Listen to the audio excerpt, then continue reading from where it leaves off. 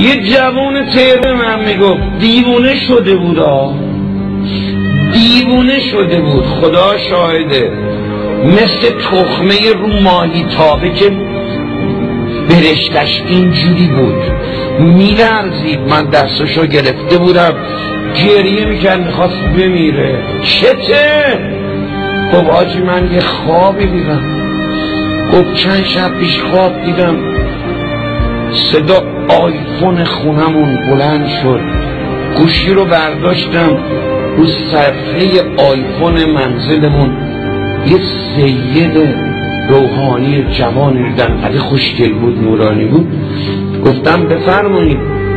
گفت منزل فلانی اسم ما رو برد. گفتم بله شما؟ گفت من سید مهدی ام، اجازه میدی بیام تو؟ در باز میکنی بیام تو؟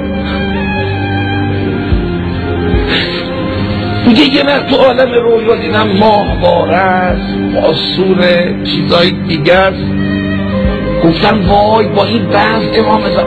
گفتم آقا جون قربون قدماتون برم، 2 دقیقه صبر کنید من خونه رو آماده کنم تشریف بیارید.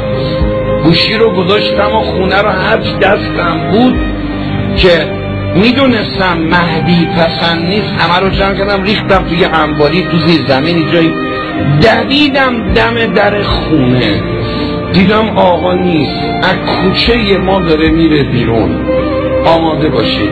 میگه توی این همه کوچه که داشت آقا میرفت بیرون یه نگاه به من کرد، میگفت اشکای چشم مهدی رو دیدم، یه نگاه به من کرد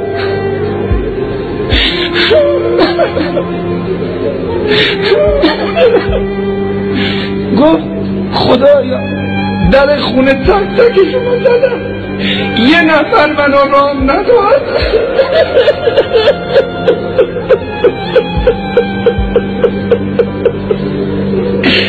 همه گفتن 2 دقیقه صبر کن.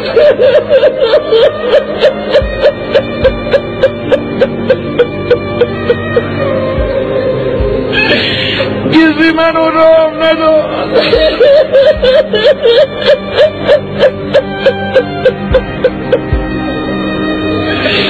آقا قربونت بدم.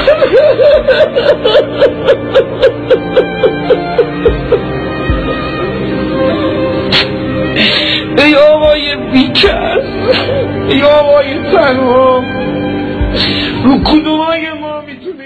بسم الله الرحمن الرحیم.